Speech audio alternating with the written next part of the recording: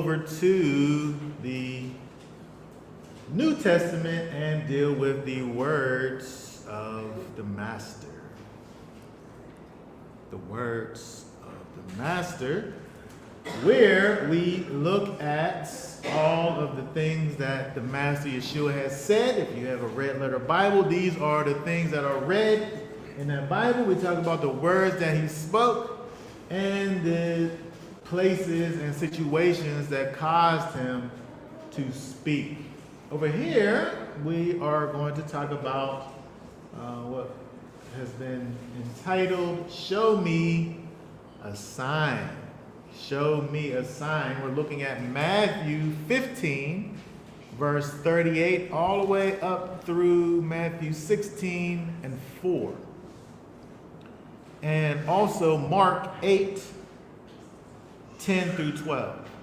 And so we'll just read. Is it 38 or 39? Say it again. Is it 38? It's Matthew 15, 39 39. through 16 and 4. So we'll read that, and then we'll also read Mark 8, 10 through 12, and then we'll talk about it. So go ahead and read at Matthew 15, verse 39, and read all the way up through 16 and 4. Oh, okay. Matthew 15 and 39. And dismissing the crowd, he went into the boat and came to the borders of Magdala, and the Pharisees and Sadducees came, and trying him, asked that he would show them a sign from heaven. And he answering said to them, when it is evening, you say, fair weather, for the heaven is red. And in the morning, stormy weather today, for the heaven is red and overcast. You know how to discern the face of the heaven, but you are unable to discern the signs of the times. And a wicked and adulterous generation seeks after a sign, and no sign shall be given to it except the sign of the prophet Jonah. And he left them and went away. 4, right? Yes, the whole that's chapter? correct. No, just the 4, yes, correct. And then Mark 8, 10 through 12. Okay.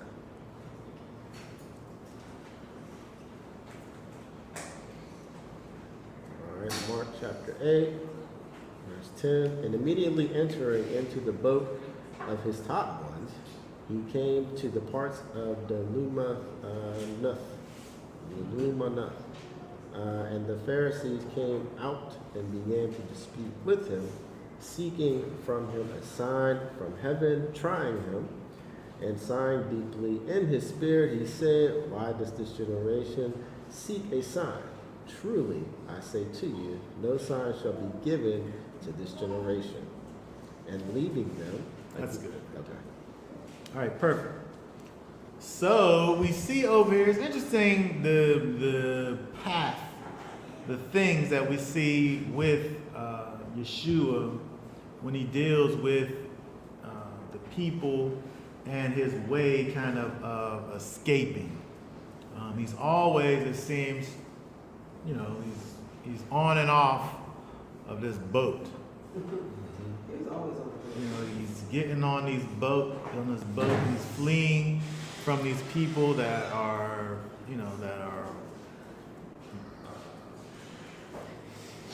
I don't want to say chasing him. They're wanting to partake in the things that he has to give aggressively, I guess. And rightfully so. He's performing these huge miracles. He just fed all of these people from this little bit of food. I guess if you're one of the peoples who ate that day, I don't know necessarily if you understand you might not know what just happened unless they all talked about it and announced it. But it's possible that somebody there could have just been there. It's like, oh, we sat there, we hung out with them for 3 days, and then at the end of the 3 days, we all ate good. And then we left. It could be just that. But before that, he performed all these visible miracles. And so it's kind of like he can't really escape the magnitude of the kind of the wake that is Yeshua at this time, because he's doing all these wonderful, magnificent things, and people can't help but follow after him. And so what we see over here as it begins in chapter 16 of Matthew, it's interesting now that it says, it don't say it in Mark. In Mark, it only mentions the Pharisees. But in Matthew, it mentions the Pharisees and the Sadducees came, trying to ask him to show them a sign. In Mark, it talks about the Pharisees, and they came, and it says that they were trying him. It's interesting that, typically you see the scribes together with the Pharisees. The scribes and the Pharisees kind of hang out together. They're more so of the same kinds of folk. They have the same, they're all along the same path, basically. Now, the Sadducees are those that are, they're kind of different from the Pharisees. It's interesting when we look, there's different sects of Pharisees where generally they have kind of the same ideas. But the Sadducees are they're kind of a lot different from the Pharisees. The Pharisees, they deal a lot in traditions. And the Pharisees are the ones that, they come up with all of these different thoughts and ideas and fences that are created to prevent people from going into sin. The Sadducees, however, dealing from the idea of how they view Scripture, are only about what is actually there in the text. And so they don't pay attention to the oral traditions. They only want to deal with what the text actually says. Is one thing, which is interesting because, when I think about it, from a personal perspective, I'm kind of like a mixture of the two of these things. Those aspects, but there's other aspects of the Sadducees that's way different from the Pharisees where I wouldn't be a part of it. I meant to say Sadducee, because the Sadducees don't they don't believe in spirit. They're not spiritual. They don't believe in angels. Resurrection. They don't believe in the resurrection. There's these different kinds of things that they're kind of, I would say, from that perspective, really literal about things. Not spiritual in any way about things. Just really literal. Like scientists, they like a scientist. I mean, maybe, yeah. Or you gotta have the thing, it got to be tangible. Yeah. I want to see proof. There's no resurrection, which is, if you can't believe in resurrection, it's interesting that that's where Yeshua even was going with when he talks about the only sign that he would give. It hints to something that the Sadducees, there's no way that they would be able to understand that part of it. But the interesting thing is that you have these two groups that they don't agree on so many things. but they're able to agree upon coming together and coming against Yeshua. I mean, if you think about this from like a political standpoint, where you would have, both parties who they're diametrically opposed to one another on every issue, but this guy, they're joining forces. We don't have any examples of this, by the way, because it's almost like when you look in politics these days, the people find reasons why they can't agree on things. It's like they almost find the smallest of issues that they'll want to elevate just to be opposed to the other party. But which is something that you typically probably would see with the Sadducees and the Pharisees, but here they're coming together against Yeshua, which I think he speaks directly to it,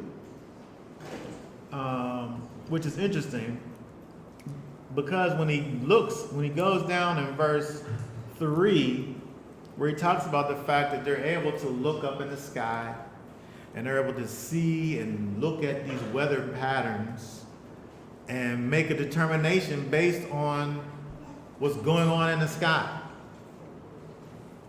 They're able to look and see. He's giving them kind of this scientific credit. You're able to be like a meteorologist and look out here and in the sky and understand what's going on and make a determination based on what you're seeing. Meanwhile, he said in verse 3, you know how to discern the face of heaven, but you're unable to discern the signs of the times. It's interesting that Yeshua, we've said this multiple times at this point, Yeshua, he brings a witness of who he is and who sent him by the things that he's doing. He's out here performing all of these miracles and he's proving who he is through the things that he's doing. And so anybody really who's looking at things honestly and properly should be able to look at the things that Yeshua is doing, look at the proverbial sky and see that the clouds are dark and understand that it's about to rain. They should be able to look at the things that Yeshua is doing and understand that he is in fact a walking fulfillment of Torah and prophecy. Without any, it doesn't take a lot of scholarship in order to understand who Yeshua is based on the life that he's living. He's a walking fulfillment of Torah and prophecy and the fulfillment of prophecy. And so he's talking to both of these people, and he says something it seems harsh, but when you think about what he's actually saying and the fact that he's literally doing these things that only the Most High would be able to be behind. In verse 4, when he talks about the fact that this is a wicked and adulterous generation that seeks after a sign. He's basically calling these people wicked and adulterous. He's saying that these people are wicked. He's saying that they've been separated from the Most High. Wicked. Wicked is like the opposite of righteous. He's calling these people not righteous.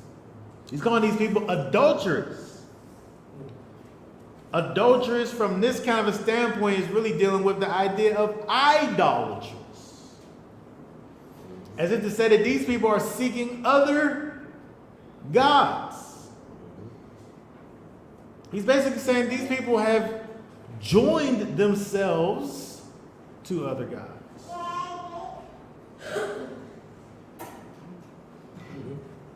Just by a simple fact of them seeking after a sign. It's interesting that when we think about some of the things that Yeshua will say later, when it comes to the end times or his returning, he talks about the fact that his return, just like you're able to look in the sky and see lightning strike, that's how the coming of the Son of Man is. It's not going to be like some people think, some secret return that Messiah will make that'll come back. When he came into the United States in, 18 something? Oh, yeah. Right. So, Well, I don't know what year it was. you talk about the Mormons? Yeah. So, if that's true, that would be like a secret coming. Oh, Joseph Smith's song? Yeah. Talking to him? Right, yeah. But we know that when Messiah returns, everybody's going to know. Everybody's going to know. It's not going to be secrets. It'll be the biggest thing on CNN.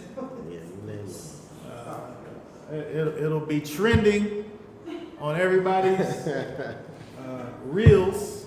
Yep. Everybody's going to know about it because you'll be able to see it. And so he's criticizing these people because there's things that's going on that's open.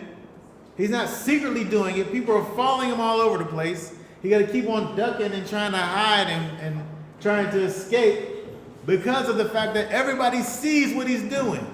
But these people are so wicked and they're so idolatrous, they're so adulterous is what he calls them, that they're not able to see what's plainly in front of them. And he literally says you're able to look up in the sky and know what the weather's about to do, but you can't see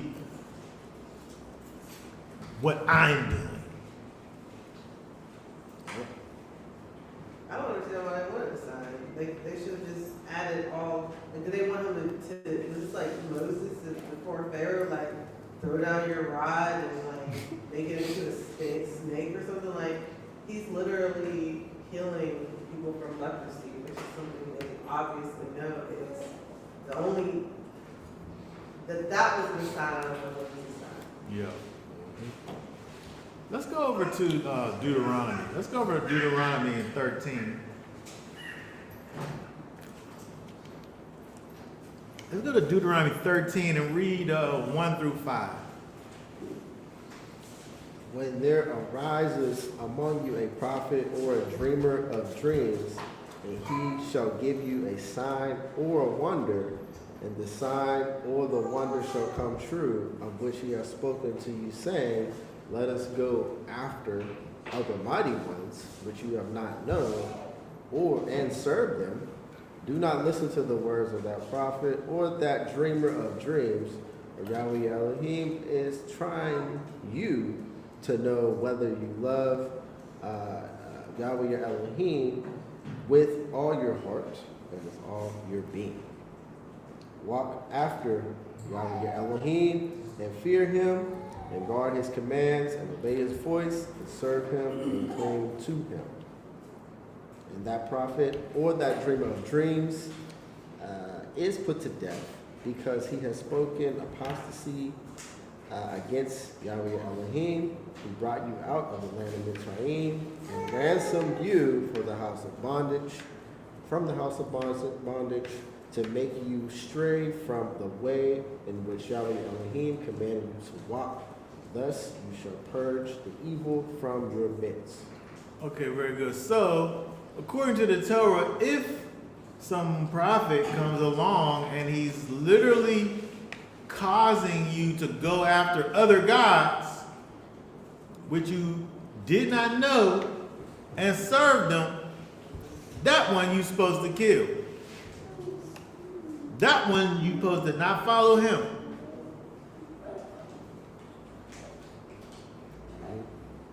But that's not what Yeshua is doing. Yeshua not doing that. Yeshua is over here doing these things that thus says Yahweh. He's doing these things that were prophesied that someone would come and do, and he's fulfilling all of these things for his people. He's not causing people to turn away from the Most High. He's causing people to actually turn towards the Most High. He's saying, stop doing sin and start doing righteousness. He's telling people to, in fact, do what the Most High said. And so again, when we look at what Yeshua has to say about these Pharisees and these Sadducees, when he's talking to them and saying that they are this wicked, adulterous generation, he's classifying these people literally as being, what's that word there, wicked? I want to know what that word is, wicked, in Matthew 16 and 4.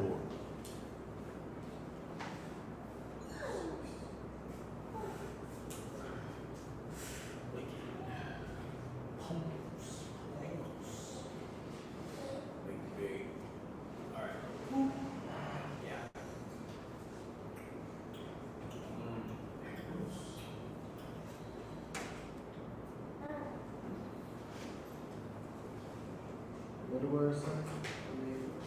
Hurtful, evil,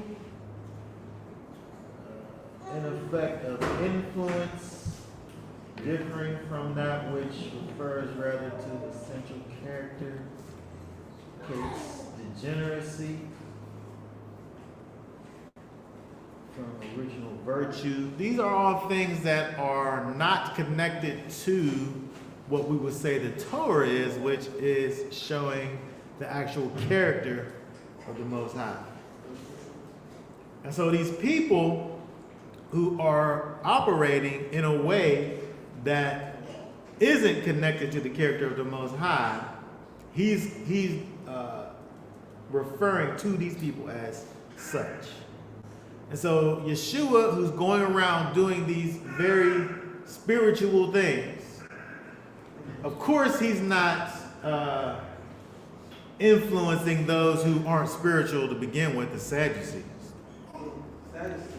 They're not spiritual to begin with, so he's not influencing them. They're not impressed by his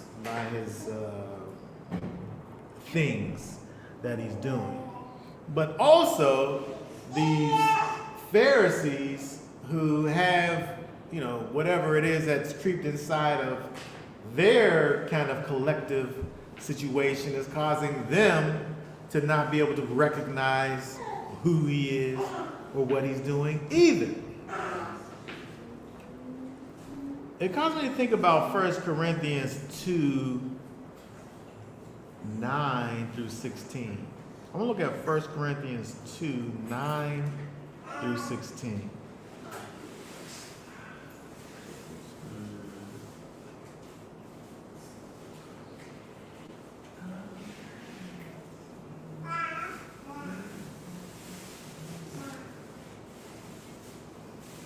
Two and 9. Yes, through 16. It says, but as has been written, eye has not seen, and ear has not heard, nor have entered into the heart of man what Elohim has prepared for those who love him. But Elohim has revealed them to us through his Spirit, for the Spirit searches all matters, even the depths of Elohim. Okay, hold that. So he starts off talking about, in generally speaking, the things that Elohim has prepared for those that love him. Generally speaking, you not understanding what that is that the Most High has prepared for you from a general perspective. The masses don't know what the Most High, the goodness that is Yah, and what it is that he has prepared for those that love him. He said, eye hasn't seen, ear hasn't heard, it hasn't entered into the heart of man from a general perspective all of the things that the Most High has prepared for the ones that love him. But through the Spirit, Elohim has revealed those things to us, those that are connected to the Most High through the Spirit, which is the problem with these people, these Pharisees and these Sadducees. They don't have the Spirit. They're not connected to the Most High. They don't recognize the Most High when he's walking around in the flesh. They read Moses, but they don't know anything about Yeshua. And Yeshua says to them, you read Moses, you read about me. The Spirit of right thinking about the word of the Most High, a right thinking about it will cause them to see him. But the Paul over here is saying that Elohim has revealed these things that Elohim has prepared for those that he loves. He has revealed it to us through the Spirit. Okay, keep on going, verse 11. For who among men knows the thoughts of man except the spirit of the man that is in him? So also, the thoughts of Elohim no one has known except the spirit of Elohim. Okay, very good. So, these people over here, the only explanation that could be said for these Pharisees and these Sadducees is the fact that they're not spiritually minded. They don't recognize the Most High operating for whatever reason. Maybe it's just pride, just not permitting them to be able to see what the unlearned people are able to easily see. The regular people are seeing what Yeshua is doing, and they're just convinced that he is everyone that he says that he is. But these learned people that have so much scholarship and so much biblical knowledge, they're blind. And he's walking around doing all these magnificent things, and they're saying, can we just get a sign to see if you really are? Like, he did it already. Right, that's all he's been doing. If he wasn't even have to go on these boats and disappear, and your place is like, He's already given them a sign, a whole bunch of them, every day, all day. Like he's walking around with like a big old neon sign, flashing, pointing down at him, but they can't see it. But they're never gonna see it because they can't know the things of the Spirit. like last week, right before this is all in chronological order. He's literally all day healing and feeding people, healing people all day. All day, spitting in their eye, ear, in their mouth, and they able to see and hear. Like for all of that to happen, and then after he's like in full mode now with the miracles, for them to come and ask him, it's just kind of like an insult. Yes. But what does he have to prove to them? He don't have nothing to prove to them, and he's saying to them people everything that needs to be said to them. You're a wicked and adulterous generation because you're sitting up here asking me for something that I already gave you already. He's doing nothing but giving them a sign over and over again. I'm not giving you no more signs except for the sign of Jonah, he said. But keep on going, right? Read verse 12. And we have received not the spirit of the world, but the spirit that is from Elohim, in order to know what Elohim has favorably given us, which we also speak, not in words which man's wisdom teaches, but which is the set apart Spirit teaches, comparing spiritual matters with spiritual matters. But the natural man does not receive the matters of the Spirit of Elohim, for they are foolishness to him, and he is unable to know them because they are spiritually discerned. But he who is spiritual discerns indeed all matters, but he himself is discerned by no one. For who has known the mind of Yahweh? Who shall instruct him?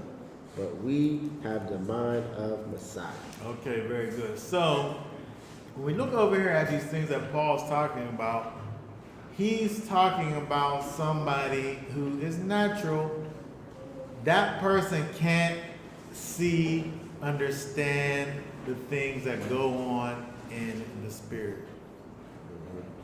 Something magnificent could be going on right in front of his face, but he can't recognize it because he's just carnal. And that's the same thing that we see over here with these Pharisees and these Sadducees. They've seen everything that Yeshua has done up until this point, and they're still sitting up here talking about, can you show us something? It's funny when you look at Mark 8 and 12, it said, and he sighed deeply in his spirit. Like he just was like, ugh, with these people. We just fed up with these people. Why does this generation seek a sign when he is the sign? No sign shall be given. In Mark, it just say no sign shall be given. You're not getting nothing else other than what you've already seen. Like these other, like the regular people are chasing them down, following them everywhere.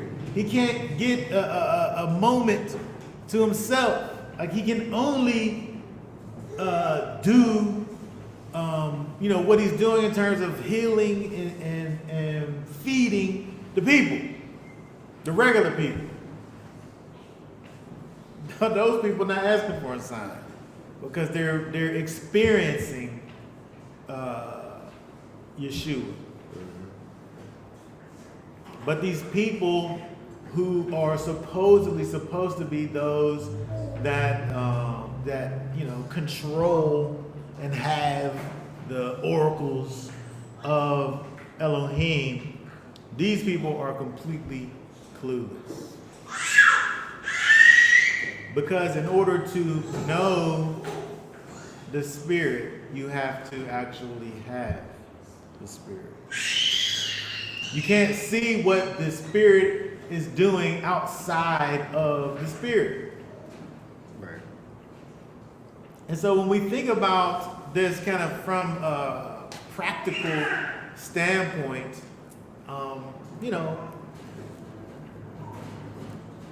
when you look at these Pharisees and Sadducees, from a perspective of understanding people like as we are right now, you have people who know the scriptures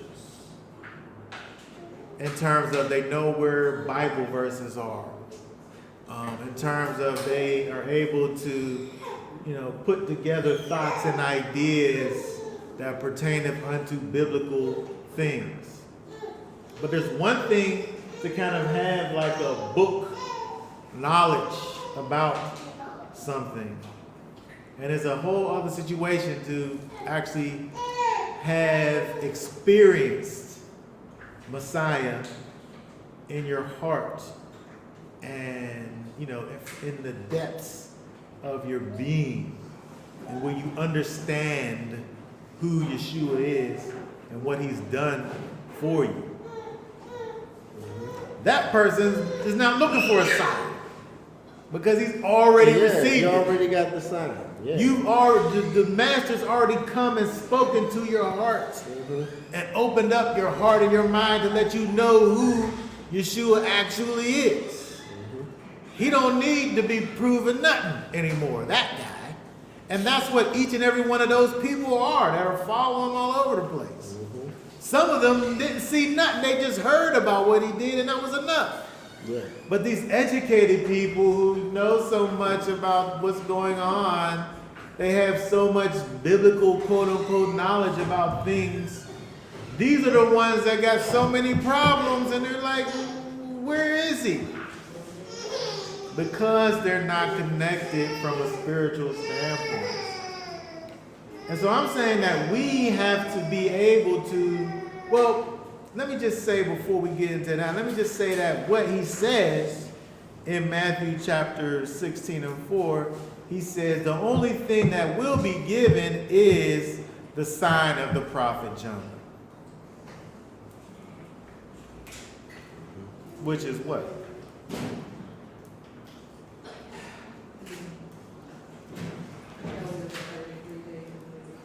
Huh?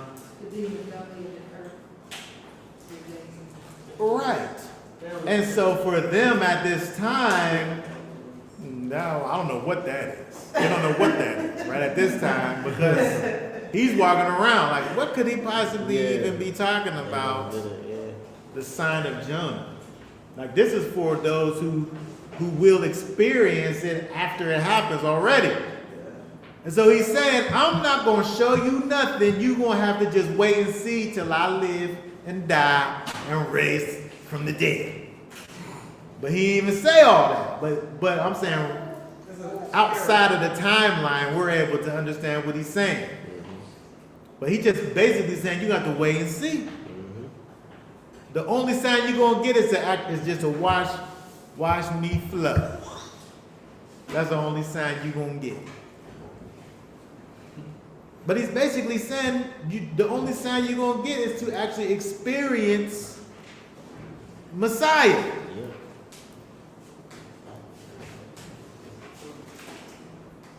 And they experience what has been written, because they don't get it.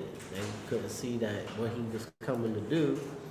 And so you experiencing it, and you still don't get it, but he had a whole process. Because I'm sure maybe some believers happened when he rose too. Like maybe wasn't believers, but he had to go through that whole process for them to believe. Yeah. Yeah. And you know, in the context of what he's saying, that's the only sign that you're going to get. So it's not as you can't even. I would think you can't even really blame those ones who had to make it all the way till to actually see the fulfillment of the sign of Jonah. Yeah. Because he could just be just this mighty prophet that's doing the work, but like, is he really like the one? Right. And to seal the deal, you know, the one who's actually dies and rises again, you know, that must be. But I think the point of all of this is just to say that the thing that we look for can't be it don't gotta be some miraculous thing necessarily. It really just dealing with having an understanding, a full understanding of who Yeshua is and him revealing himself to you. Like it talks about in 1 Corinthians chapter 2, where it talks about this, the Elohim has revealed who he is to us.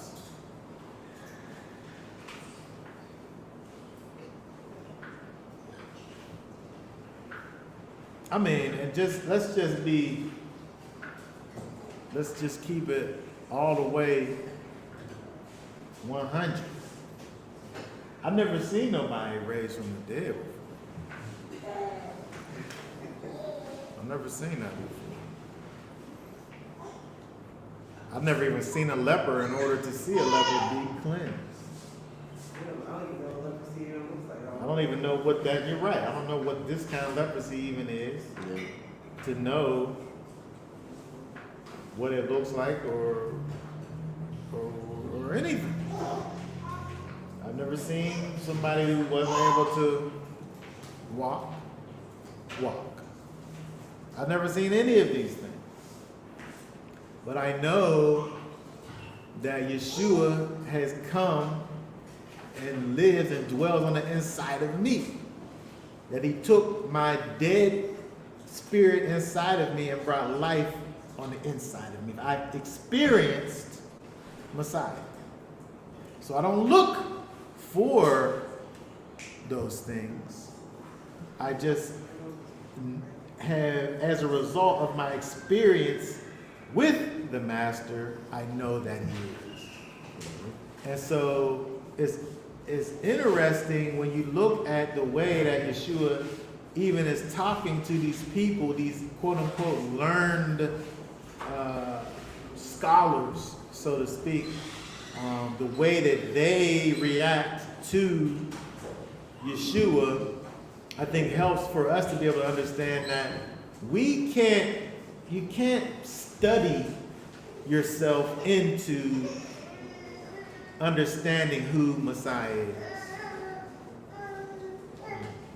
Because these people knew way more Bible than what you will ever know. Memorized. Yeah. And they didn't get it that way. That's not the way they got it.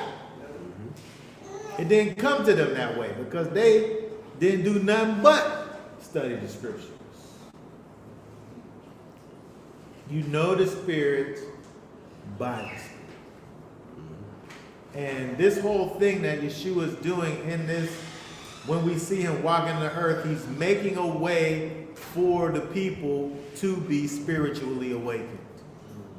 And that's the only way that we come to Messiah, is that we're actually called by him through his Spirit and follow the leading and guiding of the voice that calls us. All of those people that were chasing them down, they heard the call and they're following after that voice. Those other quote unquote learned people, they're proving that they're not so learned. What they're actually proving is that they're actually wicked, that they can't hear the voice of the Master. They can't see what's plainly given to them.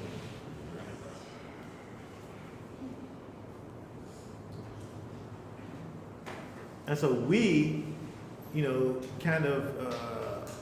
what we have to be able to gain from this whole situation is understanding that, the Master Yeshua has come to do something in us that only he is able to do.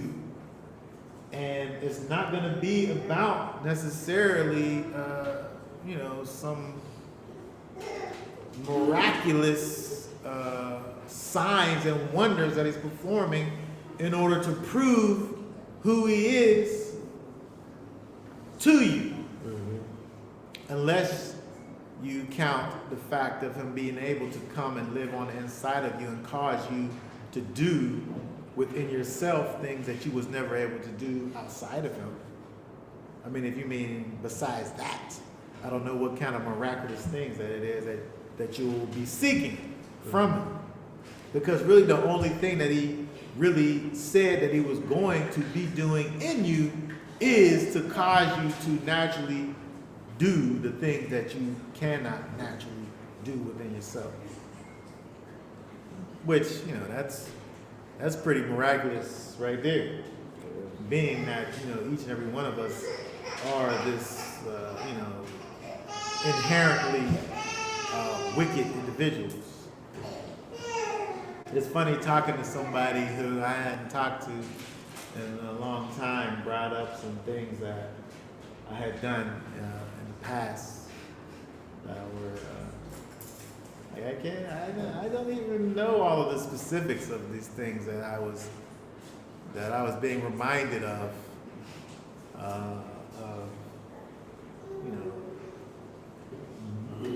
me and my former self. I was being reminded of these things that I had done that I can't remember doing all of those things.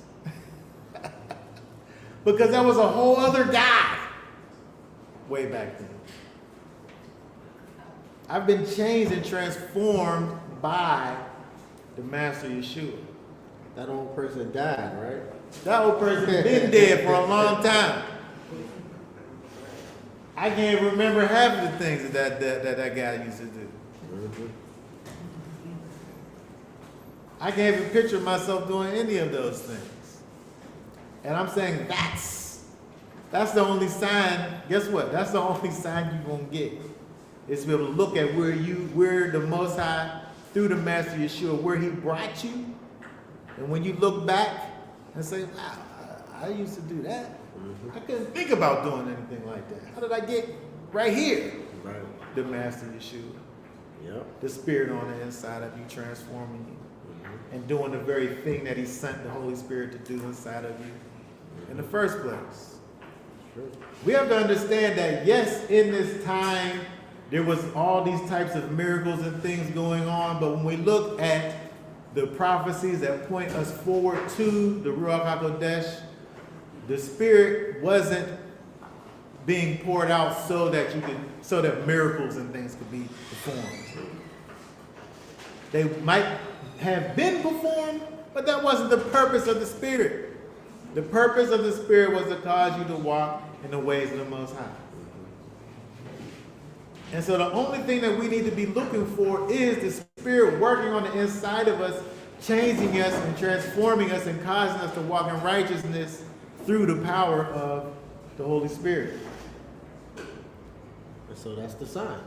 That's the sign. That's the sign. That's the sign. That's the sign of Jonah. When you believe that there was a man who lived and died and was in the belly of the earth for 3 days and came back. Yeah. When you believe in that sign, miracles happen on the inside of you. You might not be walking on no water, but you're going to be changed from this wicked person to a righteous person. You're going to be turned from somebody who is an enemy against the Most High to someone who's a friend to the Most High. And if that's not enough sign, I guess you might be The wicked. the wicked. Right? Or wicked adulterers. You must be serving another God if that's not enough. If that's not enough for you, and that's what he said, right? You're an adulterous generation who's looking for something when the answers is right in front of you. He's given us everything that it is that we need for righteousness. He's given it to us. Yep. If you're still looking for more, you're looking in the wrong places. And that proves that he was the son of the Most High, because he comes down, does these wonderful works, living a righteous life. So you got these amazing things coming from a righteous person. So you don't gotta look nowhere else, like to somebody else who's doing something wicked. Then he's persecuted. The world rejects him. Then when he dies, the righteous person who did all these wonderful work dies and he gets back up. Only the Most High could do that anyway. He gets back up, and that must show that the Most High approved of his life, that he didn't deserve to die. It's that simple. It's just that, and the Most High's like, that's your example that you follow. People couldn't see that. The wicked people couldn't see They were it. wicked. The righteous ones did see it. Yeah. Okay, does anybody have any thoughts, questions, comments about these things? Okay. All right, that being said, then I guess we'll be done for now. Y'all willing, we'll be back on next Shabbat to talk more about the Torah, talk more about the words of the Master. We're saying, till then, Shabbat Shalom. Shalom.